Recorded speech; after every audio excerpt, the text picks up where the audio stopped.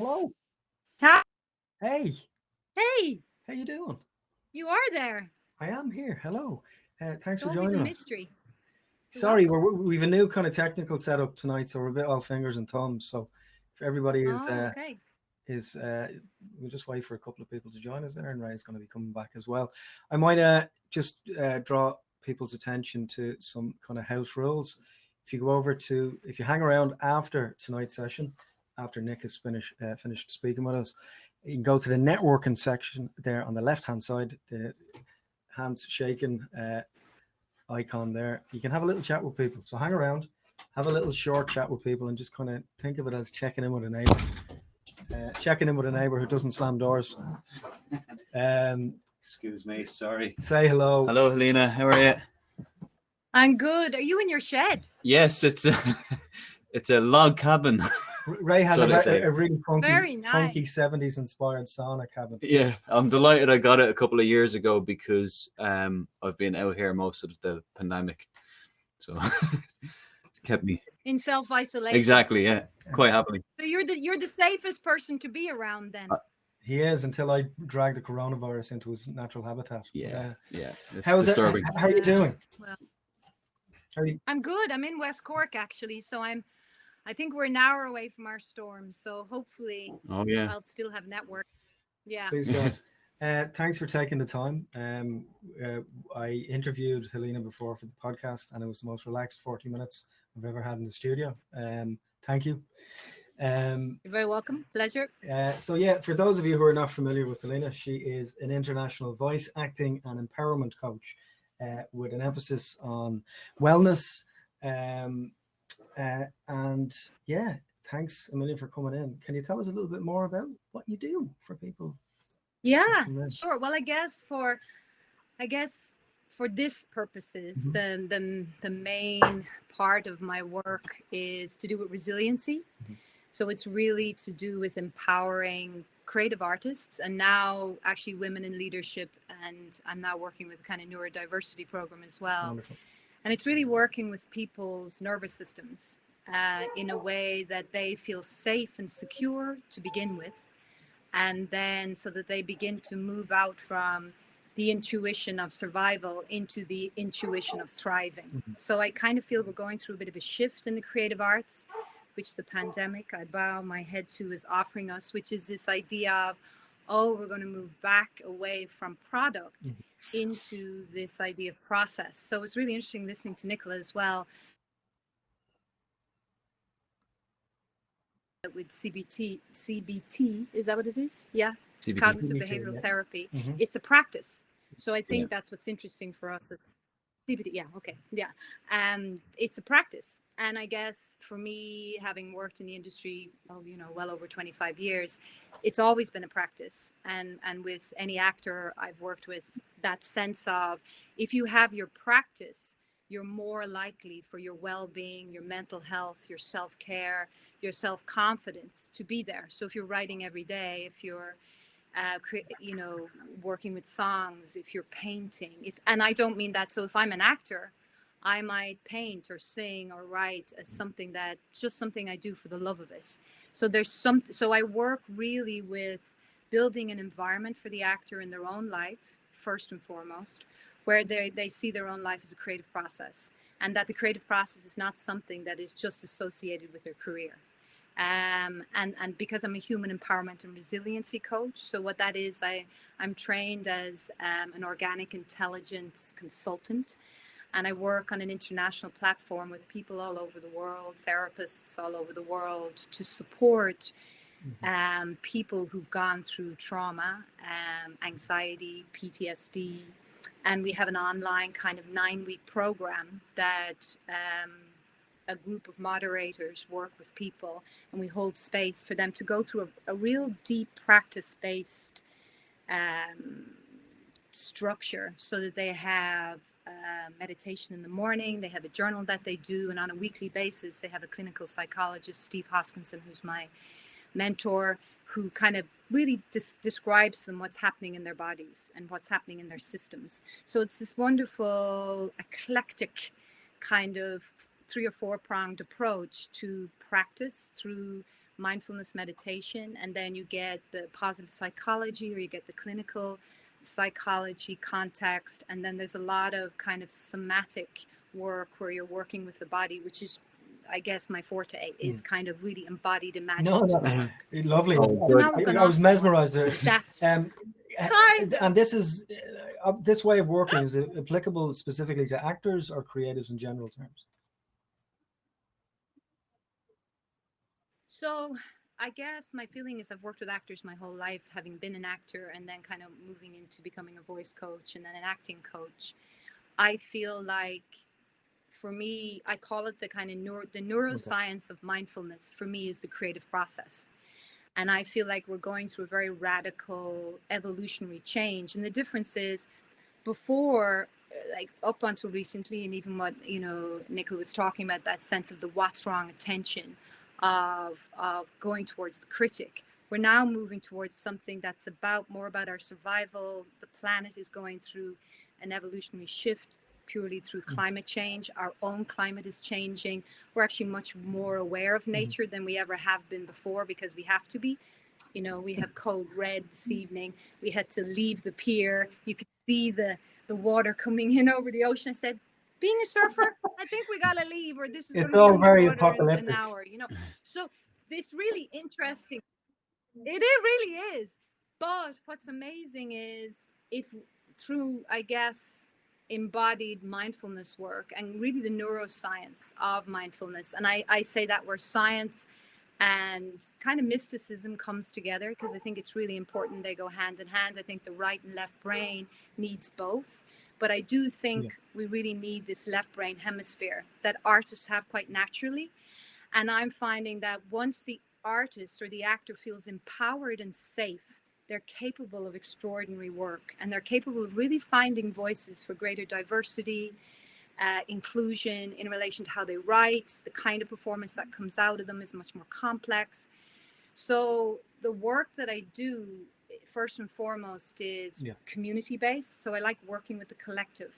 So I work with a community of actors, because I found, and in my training, it's all very well doing the one-on-one, but actually when you bring a bunch of actors who are used to the collective and thrive on the collective together, and you start giving them a space where they can talk about what they're experiencing and sharing it with others and have that reflected back as normal.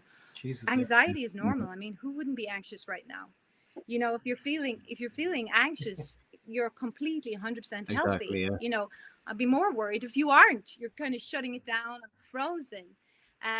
So there's something, I have a real love of the nature of actors and artists, and I think it's very sensitive, and I think it only starts to derail a little if it isn't mirrored support. So if it mirrored back the correct supports, depending on the country, they differ depending on the financial support and the mirroring you get. So, and of course there's conditioning, our conditioned Irish nature, which historically, epigenetically, we lean towards what's wrong, this won't work. So in many ways, what I work with is the autonomic nervous system to the central nervous system. So in the autonomic nervous system, you have the fight, flight, freeze response, but you have rest and digest. So for the entire planet, Australia on fire, your apocalyptic pandemic, it's derailed, it's out of balance, and as a result, so are we. So how do we start to bring that back into balance? Well, first of all, we have to start to be here. And I think this moment in the pandemic, it's okay to do nothing. And I think we have to get really, really comfortable with doing nothing. And that's the first thing. How do we do nothing? How can I stay present? And how can I allow a different kind of creative process? Because we're overworked. So what happens to the system is, now is the time to rest and digest. Because as we can see, when we rested and digested, I was teaching a class one day online, and a deer from the Phoenix Park just ran up the middle of my estate. Because there was no traffic, no nothing. But all of a sudden, the animal kingdom starts to shift. It goes, oh, the humans have started to be quiet. So there's something really extraordinary when we start to rest and digest our own systems. And that's what I feel we're being asked to do right now as artists. Can you rest and digest the system? Can you slow it all down? Now, how do you do that? What's the practical way? Yes, Please. that'd be great. Will I do a little exercise with you? Okay. So for those of you who are listening as well, just right now, just find the most comfortable position to sit on your chair. If you're lying down, just lying down. Yeah. And just from where you are right now, just let your eyes go where they want to go in the room. Anywhere they want. And then I'm just going to drop in the intention of let your eyes, not your mind, which is a different kind of eye, so your actual eyes, find something that they're interested, that they find intriguing in the room. And just stay there for a moment. Depending on how busy the chatter of your mind is, you may be able to do for a couple of seconds or longer. And then notice what feels okay in your body. If you're lucky, maybe you can notice what feels good in your body. And then notice, how does that change my breath?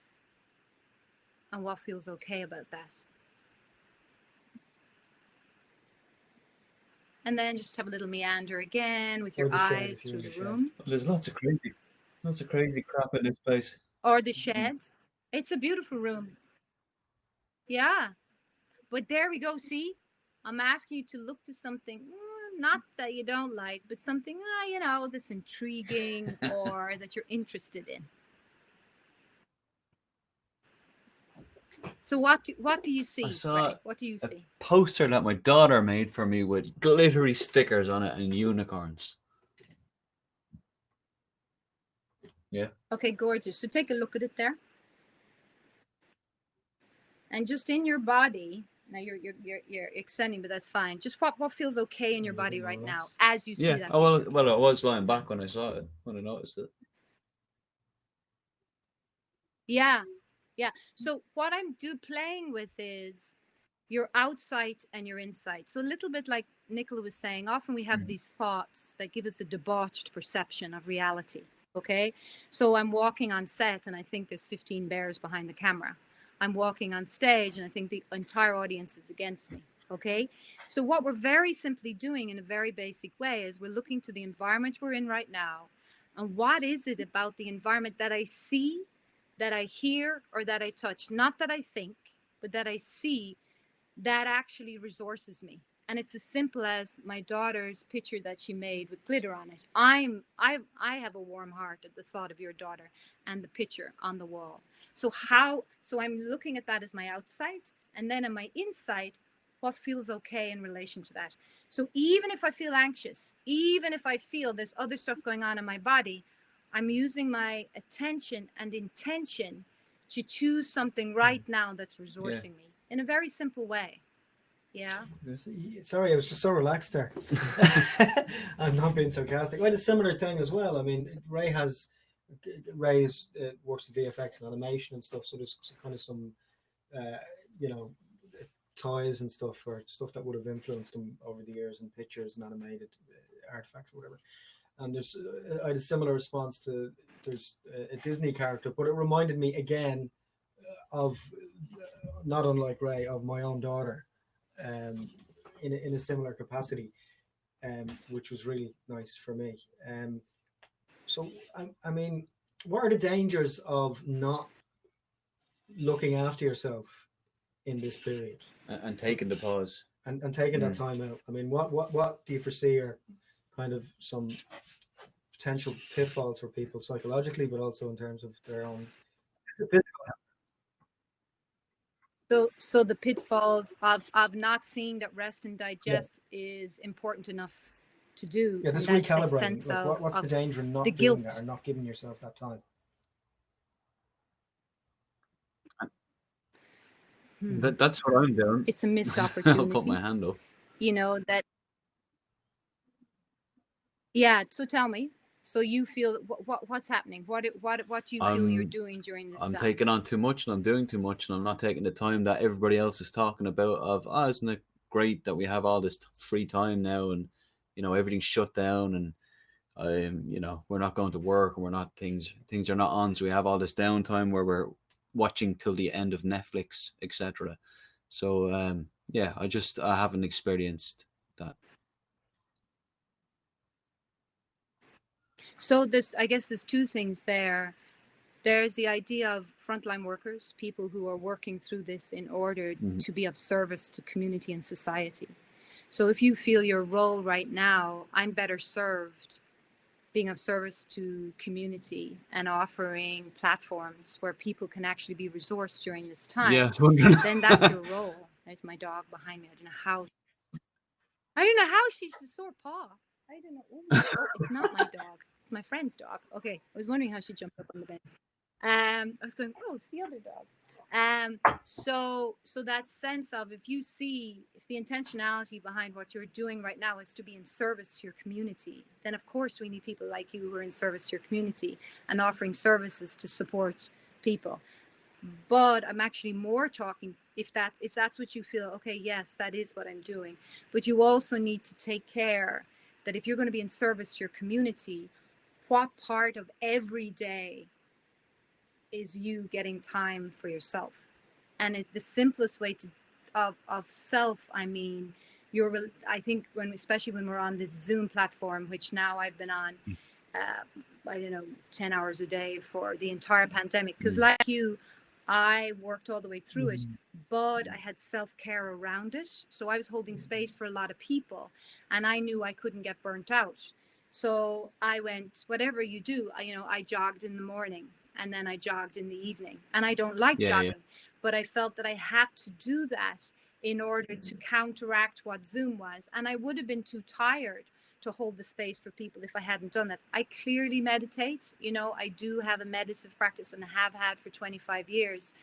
But for me, it might be meditation. For someone else, it might be medicine movement. For someone else, what is it, first of all, you feel? What resources me? And you need that resource, especially if you're in service to others.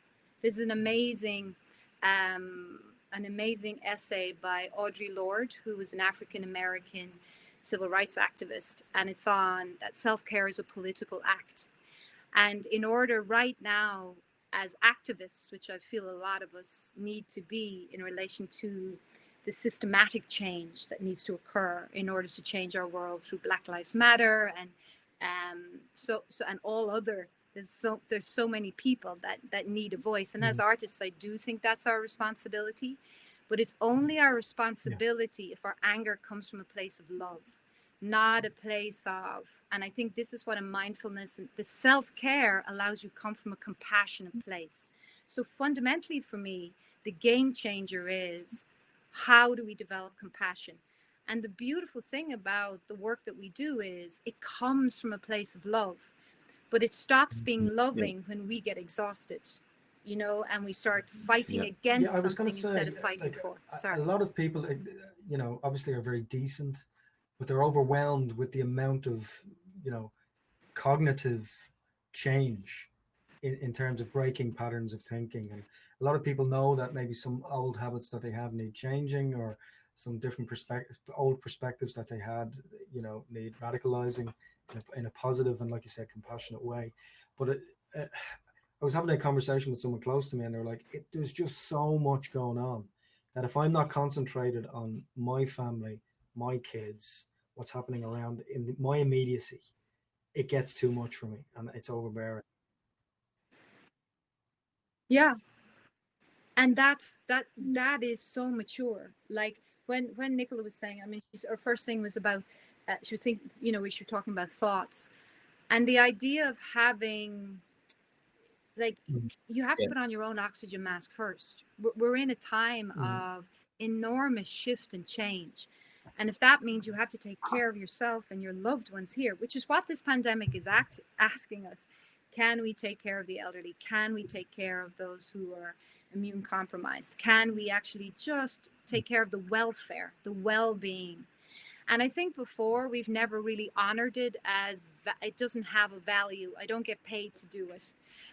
But now we're going, well, we need to do this in order to move together collectively as a community, so that we can kind of really, the way forward is collective, raising a collective consciousness, coming together as community. And that starts, as you say, it's okay. What advice would you Take give care to of people who yourself are and your missing family physical contact? first. I don't mean in a certain capacity, I mean, just being able to interact with people and give each other a proper hug. And I Yeah. know a lot of people are breaking those rules, but for people that are kind of steadfast in terms of trying to do the right thing, but are missing physical contact and interaction, I mean, what can people do? Yeah. I think that's very hard. So I think right now there's so much Sorry, online everybody, in that relation we're to kind of responsible classes. for a lot Yeah. of Yeah, that lately. it's the only option, though. But I'm actually saying this in a good thing. There's so many international, whether you like yoga, whether you like dance, whether you want to go and sing in a collective choir. There is so many things that collective communities are, and I mean that in a good way. That is one wonderful thing that this is offering. But for your own, so there is a practice that you can develop. You just need to figure out what it is you like. What is it you like in relation? Oh, Okay, we seem to have been knocked off there. Helena, if you can just join the chat again there. This is a good opportunity to say that we will be taking questions at the end. So if you just hang on there for the last 15, 20 minutes, we'll be taking questions from people who can actually join in the chat, which we've never done before. So please be patient with us there. So yeah, just bear with us for a moment there. There- Sorry, we there got you knocked are. off there. Hiya. Apologies. Sorry, I was just going through some admin stuff there, some boring, shitty admin stuff. So like I said, guys, if you want to ask some questions, just hang on, and the last 15, 20 minutes you can jump on. Apologies, you were saying. So, I mean, the idea of physical touch, I think that sense of not being hugged, not being held is really, really hard. And it's really hard to replace. All you can do if you only have access to community online is in some way, and I've given loads of resources. So I sent you loads of resources. Yeah, which we'll share later, guys. Yeah, of if you're into meditative practice, there's loads of free resources online. If you're into a movement practice, I've given those resources online. If you're more into neuroscience and psychology, I've given, people that I follow internationally that I feel are really interesting. And I guess it's developing what can I do right now in the circumstances I'm given to feel a little bit better, to feel okay, to feel a little bit more pleasure in a sense. Because I mean, my father lives next door and he's in his 80s, and has been much luckier than most in the sense that we're next door. So at least, but physical contact and being able to hold him and hug him, that's kind of not a possibility. So I think he's learned that conversation becomes really important. So if you have loved ones who are isolated, ringing them, staying in contact with them, it's up to the rest of us to reach out to people who we feel are more isolated in a sense. And I think that's where we're coming back in a very necessary way to community in a way.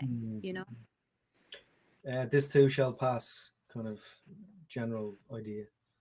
Yeah, I mean, right now I think we're finding our way in this, and I think we've got to go. Nature is phenomenal. I think getting outside as much as you can. I know that my dad and all his friends are on their bicycles, which is really funny, but they're all on their bikes.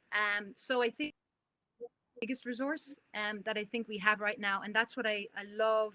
Even driving through Dublin and seeing everybody outside and having conversations outside, like the best resource we have is nature right now in that respect. I have to say, I was born near St. Anne's Park, and only we bought here a couple of years ago, but only in the last month and a half we actually discovered it properly and we've got 2 young girls, so brought them down to the park, and they just run around for 2-3 hours in the river and the forest and climbing trees and everything. So it's helped us in that sense that we're actually out, and we're bringing them out a whole lot more as well. And it's all to do with being out in the open and in parks rather than,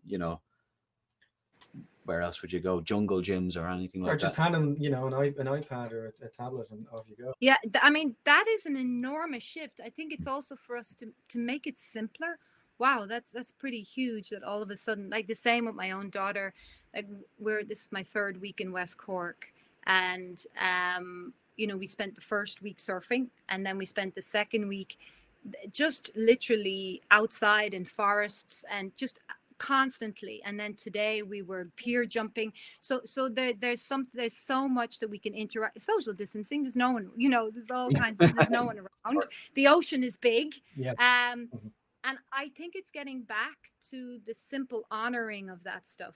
Because even as artists, I mean, I know now I can sit, I know there's a storm tonight, which I'm really looking forward to as I'm in West Cork, but just that sense of my relationship with nature has completely changed. I'm no longer, 12 hours a day running a studio where I'm cycling in and out of town trying to get to a client. No, actually, I've put everything online. I've structured my day in such a way that I'm outside 3 times a day, and that's where it needs organization. Yeah, that's very true. So for those of us who are chaotic, we need organized chaos, and you do. You've to, like I had to when the pandemic happened, because I had to transfer the studio entirely online. I had to timetable in my daughter's time with me. I had to timetable in eating time. I had to timetable in laundry. I had to, all of that took on a whole, because now my entire life was in a house in the same place. Yeah. So that was that took a lot of learning, a new whole way of thinking. So I think biggest advice to us right now is we have a system, that autonomic nervous system, that goes into fight, flight, and freeze. And what happens with it is, if it feels overwhelmed and we ignore it and we don't rest and digest, it ratchets up to the next threshold, and then the next threshold. And what happens there is the breathing starts to go, because now your body can no longer breathe with the organic rhythm of your life, because you're pushing it beyond what it's capable of. You're not letting it go. I'm inside a pandemic. My entire rhythm of my life has changed. I'm in the unknown. And the good thing is, I think there's so much as actors and artists that we already have that we haven't valued. And I think now we know the unknown. We just need to go right now. Actually, you know what? I know this place. And if I can just allow myself be there and go, well, a lot of the work that I do with people is about pleasure and what feels okay and what feels good. And for the Irish body, pleasure is really hard. And I work with people all over the world. And the Irish body, it's really difficult epigenetically. We just don't get it, understandably, because of our history. So in organic intelligence, we talk about there's this 3-phase model. And the first phase, when someone is traumatized, is it's either complete chaos or complete control. Okay, I either completely control my life or my life is completely out of control. So when someone is in that phase 1, we do a lot of, well, what feels okay right now in your life? What feels good? We don't even go into the story ever of what's wrong. We give what's wrong attention, benign neglect. So until the system, the physiology and the biology of the system has begun to recognize, oh, actually, just sitting with my dog, I feel a sense of my breath changing. I can feel a kind of sense of a support with where I'm sitting. I'm starting coming into the present moment. Yeah. So I'm really teaching my autonomic nervous system there's nothing to fear, but I have to teach it in a really real, authentic way, not through convincing it, just solely through my mind. My autonomic nervous system, the body is the most authentic part. It's a lie detector. It can sense when something is wrong, right? So if in that first phase, I'm just in an everyday way going, well, where are my resources? What feels good? Not in an addictive way. So I'm not talking drugs. I'm not talking alcohol. I'm not talking binging on Netflix, which to a degree can be fine for a period of time. But then you have to realize when it's actually no longer actually resourcing you. So it's and this is the self-care part. It's building, going from an unhealthy ego to what is a healthy ego. A healthy ego is something, and I don't think in Ireland I think we've a lot of nurturing to do in relation to that. Well, what is it to have a healthy ego? Because you have to build that up first. You have to build this healthy ego. Oh, it's being with my daughter, or it's going out into St. Anne's Park and climbing trees and actually really being there and laughing with each other and engaging with each other as we would in a present moment if we were to shoot it on a film. That's the alive, alertness. We do it on, in that moment. So we're just in life. much more magical because we get to do it for longer, not just a moment. Do you have any kind Very of good. not kind of quick fixes, but maybe some tips for some people who might want to explore this way of working? Maybe some little things that they might be able to do right now or in the near future in order to nourish themselves in that way. Yeah. So I. Ray's just doing a little bit of admin on the software, guys. Don't get... Yeah. Go ahead. Multitasking like an octopus. Welcome to parenting.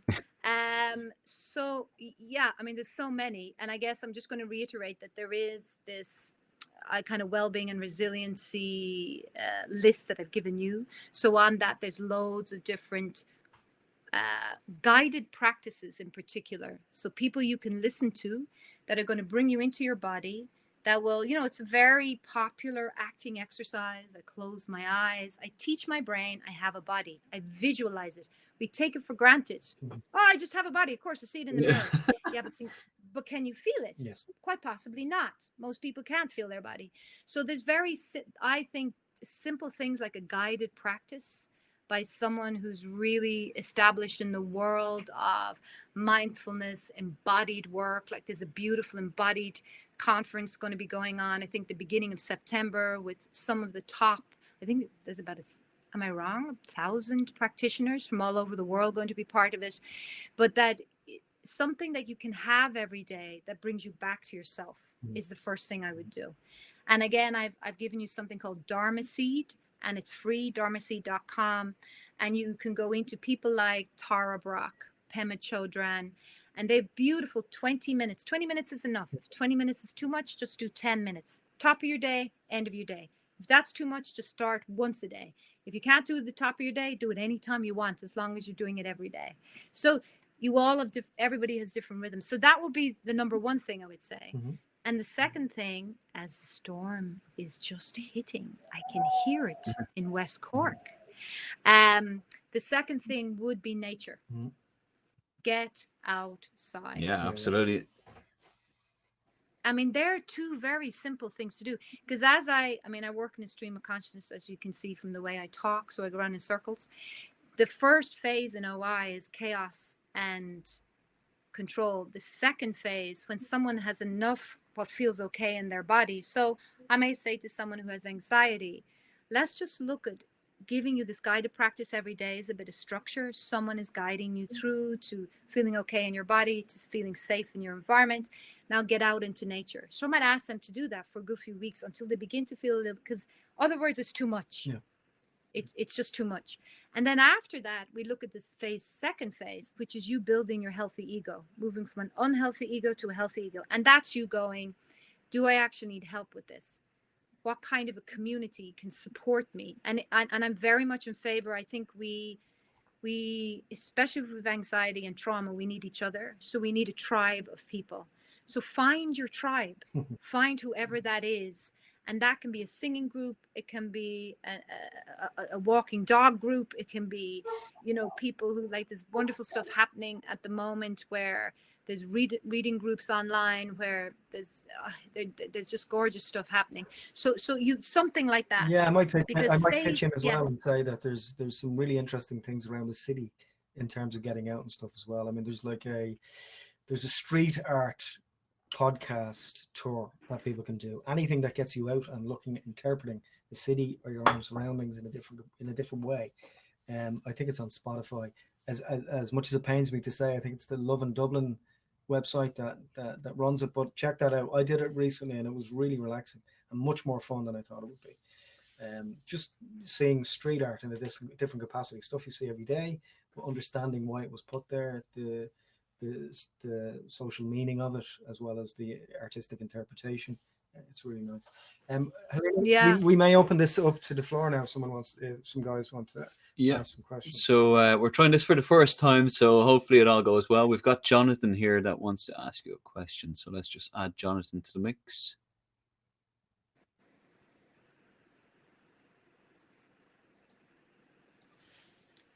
No. Sure, maybe add them all there. You might have stepped away. We'll just add you all there, guys, and if you want to ask a question, feel free. So are they typing it in? Am I reading it, or are they? Well, They should be popular. They're on micing. They should be appearing on the video panel there. Yeah, but it's okay, guys. If you want to type a question there on the right hand side, feel free to do so as well. So we do have a question from Jonathan there. He's autistic, and he'd like to hear more about your work in neurodiversity. Neurodiversity. Oh yeah. Okay. So yeah, it's brand new. So I guess I've been working on it for about 3 years, and I have clients that are neurodiverse and who've got very, very brilliant minds, but came to me because they found social engagement really tricky.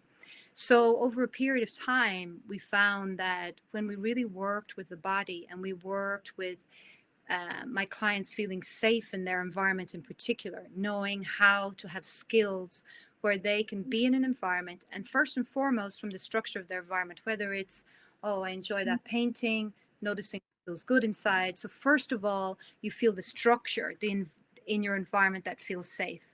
And that changes your breathing. It brings down the nervous system to a place where you feel you can start to breathe and maybe have the confidence first to have a little bit more eye contact, which was a big deal for a lot of my clients who were neurodiverse. It was that idea of holding eye contact.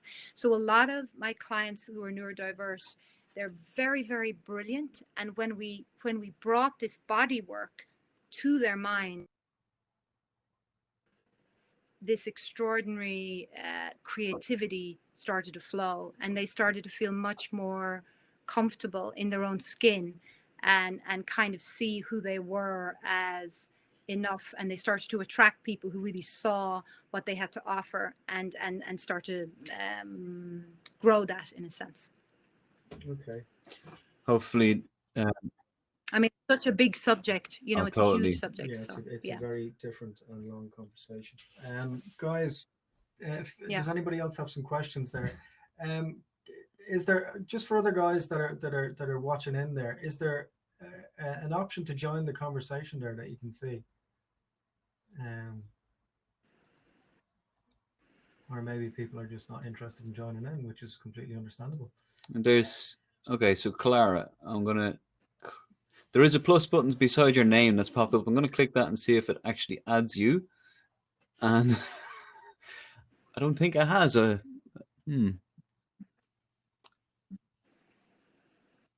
joys of the internet. Yes. I don't know. As we said, this was the first time that we're going to look at using this feature. Oh, wait, there's Jonathan. There's Jonathan. Hi, can you hear me?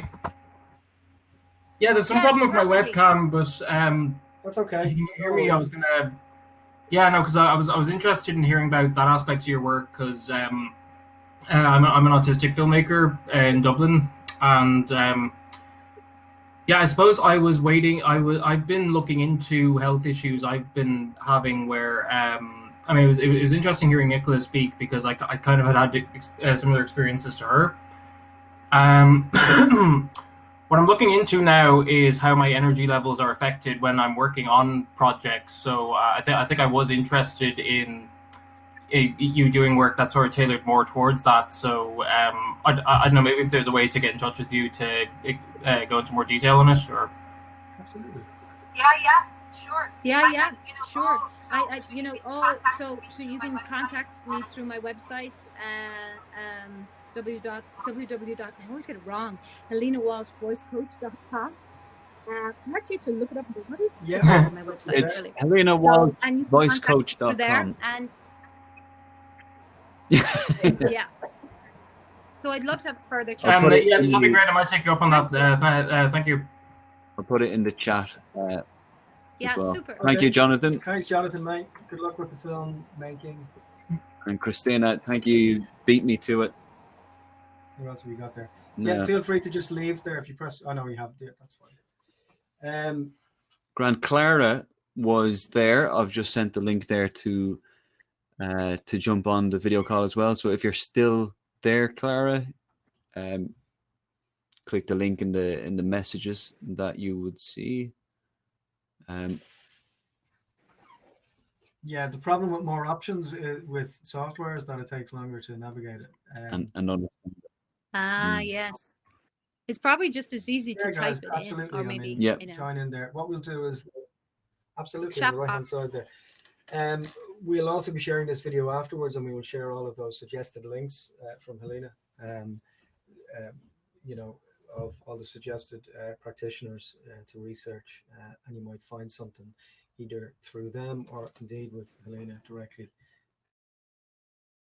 Yeah. Say that if anybody wants to go into a little bit more depth as to how Helena works and her practices, if you go, we did have Helena in for the podcast. So if you look for FNI Rap Chat on Spotify, Google Podcasts, Apple Podcasts, and on the Headstuff Podcast Network, you'll find that there also. Thanks everybody for joining in. We really appreciate your time with this, and our sponsors who've been fantastic over the last number of months. Does anybody else have any questions there for Helena before we head off? Because we have about 8 minutes left before we That's fantastic. We've clearly answered them all.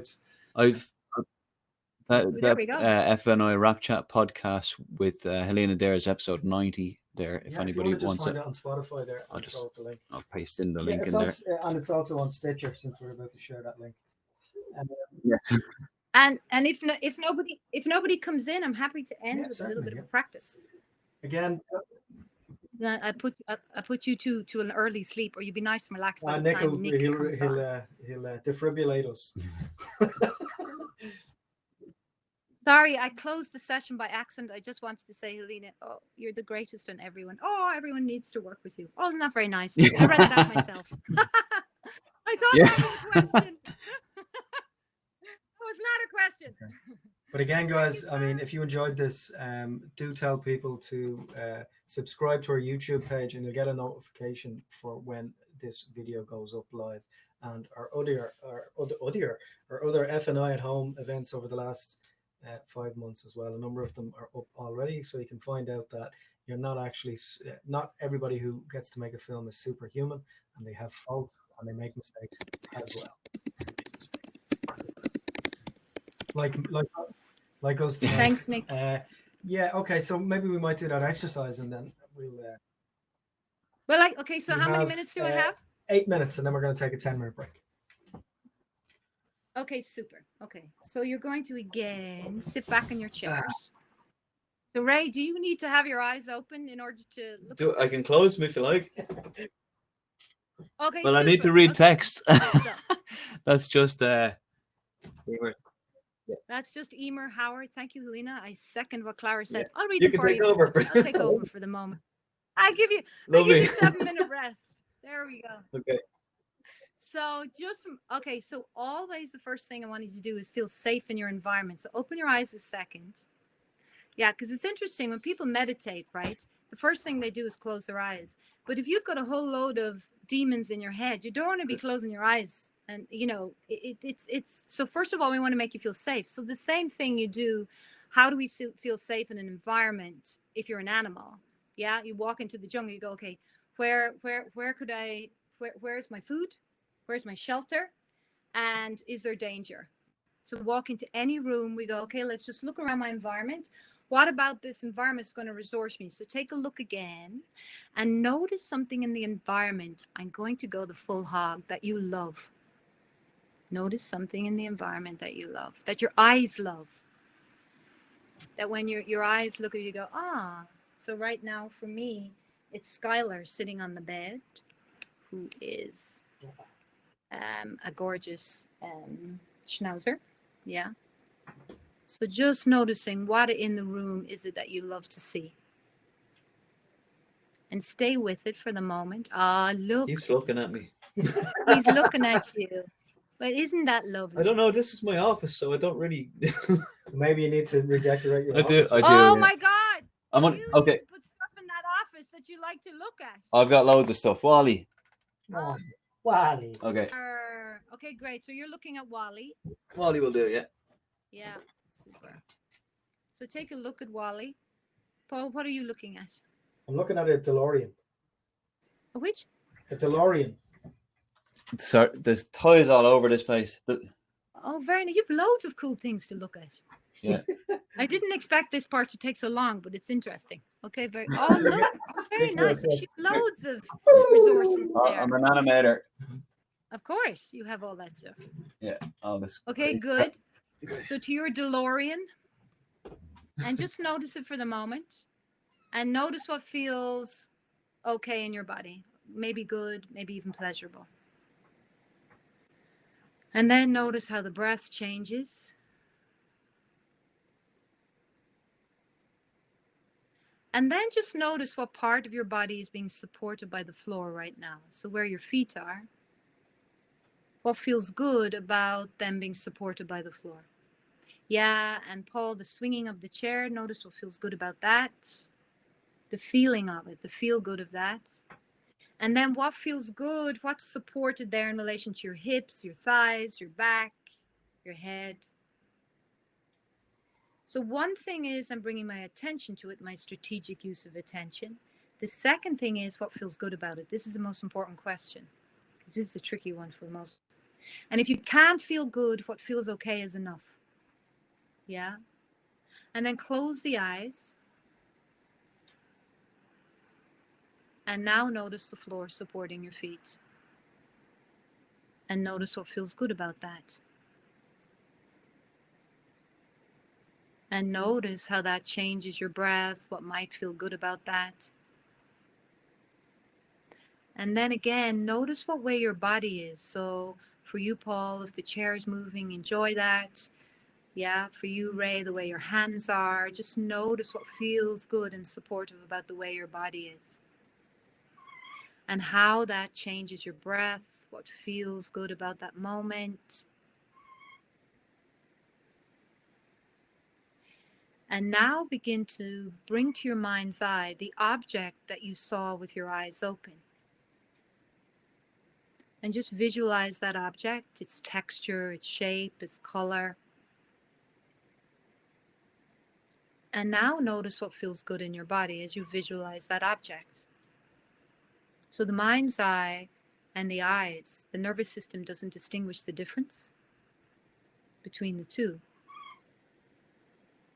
And notice how that changes your breath, and notice what feels good about that. And now begin to expand your awareness to the sounds that you hear. And choose a sound that you're drawn to, that you even like.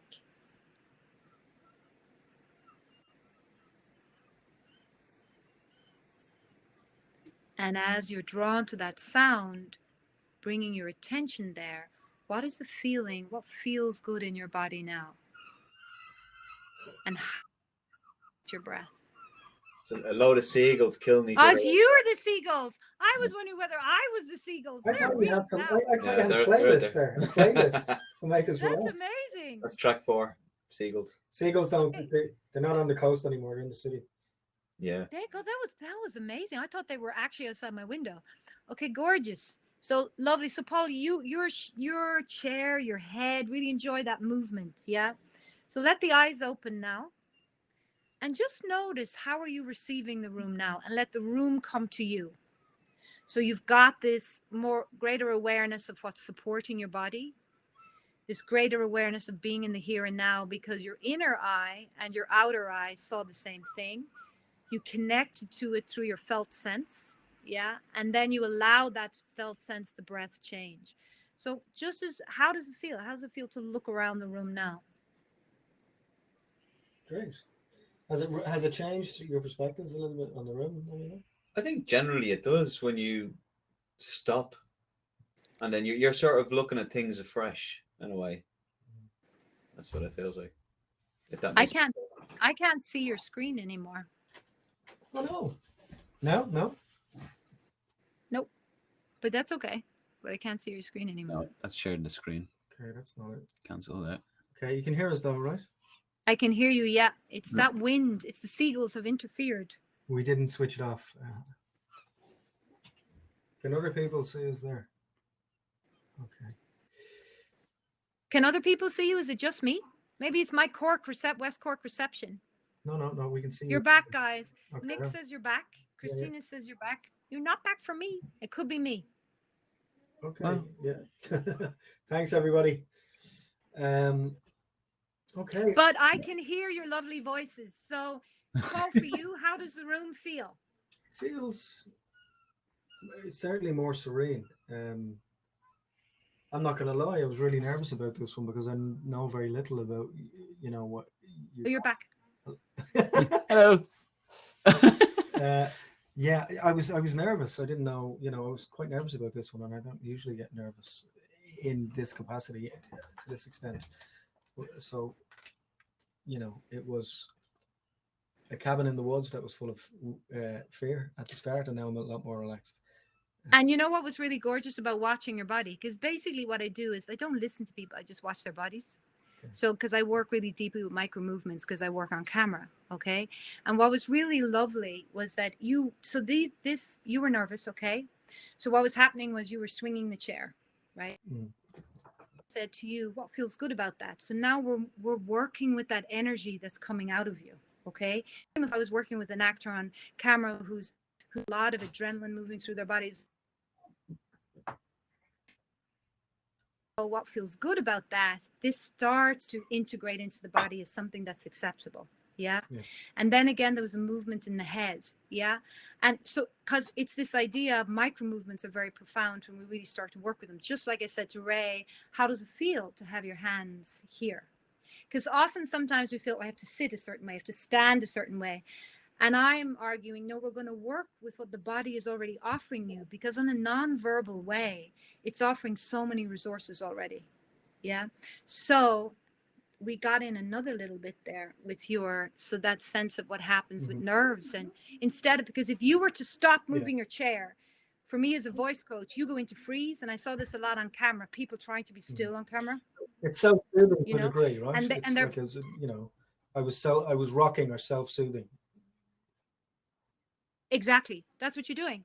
And that's perfect. And you're going with that movement. And then what I would say if I was working with you for longer, I'd say just slow it down a little.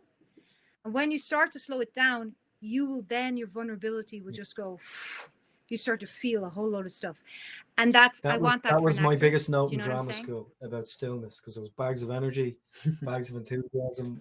It's like, let's bring it down. I want to see the stillness. I want to see the poise, Took a long time to get there. But that has to be, you have to work. Yeah. And the body, you have to work with the body's relationship with that, like in a dance or Aikido, or, it's very spirally in that sense. I think that's us. Yeah. You need to give people a little bit of a break, as if that wasn't enough of a break. I think it looks like everybody enjoyed it, though. Yeah, very much so. As did we. So, guys, I can't, even from this alone, and my own conversations and experiences with Helena so far, I cannot recommend her enough. Get involved. Get involved. When things return to normal, and I'm sure Helena will work online with you as well. Check out the website, Helena Walsh, voicecoach.com. That's right. Just one other thing I want to say. My big work is with the collective consciousness. So I will be starting, I run an online resiliency course, and actors come from all over the world to it, and it's run at like 5 or 6 in the evening, and the proceeds go to Focus Ireland, and we actually are now choosing another, it's going to be split with another agency that work with wildlife, because they're my two my loves, wild animals and clearly the homeless community. So, and supporting those two organizations. So that will be up and running in September, and it's really a chance for you to come together online with a group of people, and I facilitate and resource you through an hour's work, and we do guided practices every week. And there's 20 minutes, so you get to have that then and go away with and work for the week until the next one or forever. So it's something that's there as a support for you. And I find the community work, collective work of that, it's called neurosystemics, is really profound. Great. Did we get a link for that? Yeah, we do. No, could you send that on? We have all that stuff. And we do, yeah, brilliant. Yeah. We'll also put a list of resources on the video that goes out on the YouTube page and across our social networks after the event tonight. So, Helena, thank you very much for your time. You. Thank you that was so brilliant. much. It was a pleasure. Lovely stuff. And for everybody else, if Yeah. you want to stick on, we'll take probably a 5-6 minute break, and then we've got the one and only Nick Dunning coming on to chat with us after this. Yeah. Thanks a million, guys. Thanks, Helena. Bye. Bye.